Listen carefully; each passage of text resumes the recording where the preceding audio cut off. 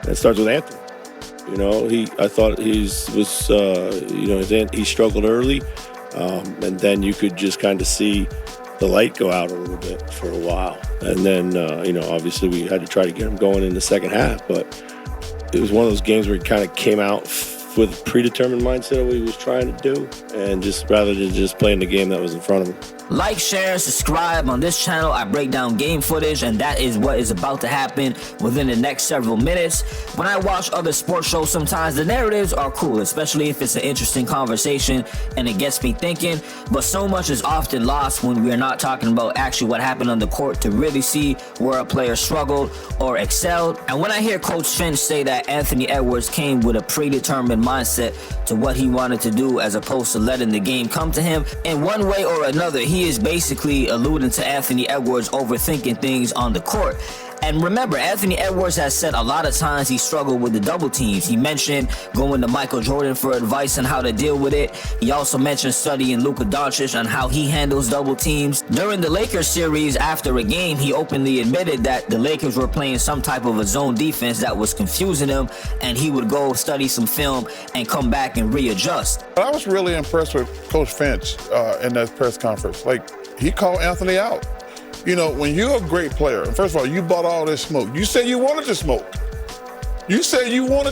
I want the Warriors. And you got him. And you had 1 point at halftime, and his energy level was down. I'm sure most people have already saw the video of Anthony Edwards confidently saying that he wants the Golden State Warriors in a playoff matchup. One last thing before we get into some footage I want to mention, going back to Coach Finch. This could seem a little bit like a riff to me, because if I'm a player and I'm saying, I'm trying to go into this game thinking, okay, I'm going to do this and that. I went over the game film of how this team plays a certain style of defense. This is what I think is going to work. And the coach is saying, nah, you're basically doing too much. You got to go as the game is happening. That could be a difference of philosophy, all right? But let's get into these plays. On this play, Anthony Edwards is going to get a screen, and you see Brandon Podziemski drops down immediately and meets him for a switch. Anthony Edwards passes the ball, and again, he sets another screen, and the same thing happens. This time, Draymond Green drops down and switches on him, and this is going to force Anthony Edwards to make a cross-court pass, but Steph Curry closes out properly, all right? On this next possession, there's a couple seconds left. They just double-team Anthony Edwards. They know he has to shoot it quickly, and he goes up and misses a very tough contested shot. Here you're going to see Anthony Edwards come off another screen, and he's about to make another cross-court pass as well. And the thing with these kind of plays is, even though the ball's in the air for maybe a couple of seconds or so, that's just enough time for the defense to react and go get the guy who's open on the other side of the court. That's the whole point of playing that style of defense. You're thinking even if he makes that pass, we're either going to steal it or have enough time to recover on the play. As this play develops, you're going to see that there's literally 3 Timberwolves players all near one spot at the three-point line. This makes it so much easier for the defense in basketball, especially a team like the Warriors, to zone in on Anthony Edwards, double team him, because you have guys on the other side who are not moving at all. They're all crowded in one spot, which makes the defense not have to worry about other areas on the court. If you're the offensive team, in this case the Timberwolves, it's almost like you're shrinking the space that you have to work with. Now let me show an example of what could work for the Timberwolves. Anthony Edwards is going to get a screen from Rudy Gobert or a push one, and they know immediately that they're going to double team him. Rudy rolls to the basket wide open. Draymond Green does do a good job of rotating, as he should in this case and scenario,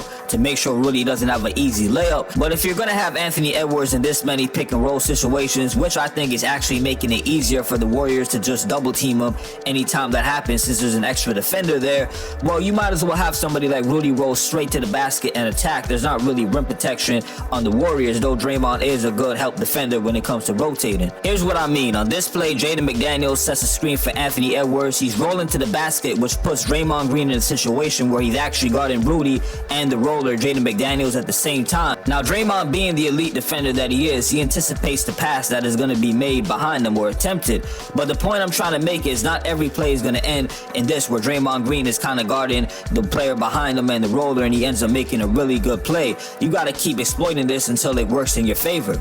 On this play, you're going to see Anthony Edwards taking Draymond Green, and as soon as he puts the ball on the floor, the defense collapses. No one-on-one situation. Julius Randle is open, but he passes to another open shooter who's better, Naz Reid. The shot doesn't doesn't go in. This is a good fundamental basketball play, but if I'm the Timberwolves going over these plays, I'm saying the guy in the corner, when Anthony Edwards makes that long pass, just dart towards the rim instead of always just trying to get the three-point shot. There's an easy layup or dunk that could happen since the defense is collapsing. Probably got a little gunshot a little bit. You know, when you start missing a little bit, you know, you get a little tight. But, yeah, I just be telling my teammates, hey, shoot it. You know what I'm saying? Because they pack the paint. That's what they do. Anytime you get downhill, Draymond leaves this man, and it's 2-3 people in the paint. So, I mean, we kick it out. We just got to shoot it. We got to shoot it with confidence. And I always feel like we just got to think we're going to make the next one.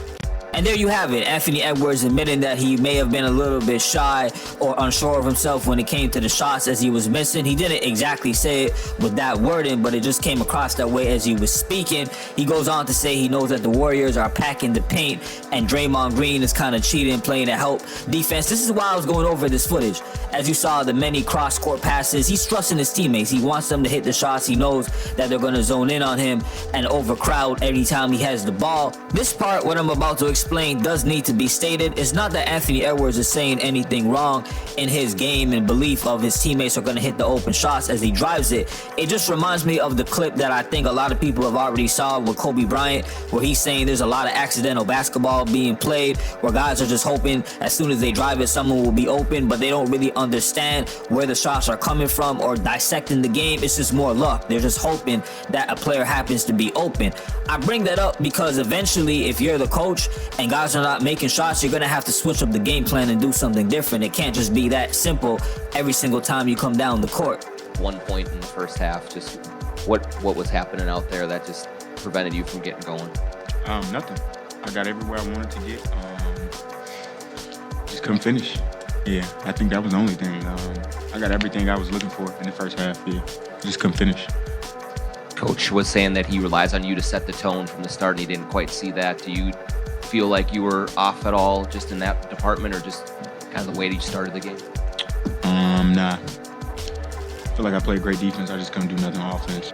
This is why I said earlier in the video there could be a difference of philosophy going on when it comes to the coaching and Anthony Edwards. The coach on one hand is saying you're the superstar player. You got to set the tone offensively. We can't have you looking that shy or unsure of yourself, whatever you want to describe it as when it comes to your offensive game. Anthony Edwards, as you heard in this clip, is basically explaining himself as, okay, offensively, I didn't have the best game, but I set the tone defensively. That's what I should be doing, or what you would want your star to do if he's not playing good offensively, not be a liability on both ends of the court. I'm going to end things here, and for context, Anthony Edwards did have 23 points and 14 rebounds. You love the rebounding that he did. He picked it up a little bit in the second half going into the fourth quarter. Whose side are you on when it comes to this? Do you believe Anthony Edwards is the one who got to pick it up offensively, or are you looking at it like, nah, coach, you got to do more with your game plan and schemes to get Edwards going? Hit me up in the comment section. Also, what you thought about the footage I was breaking down. If you want to add any other commentary or things that you saw in the game that I didn't cover with this footage. All right, like, share, and subscribe. As I said, salute for listening. Peace.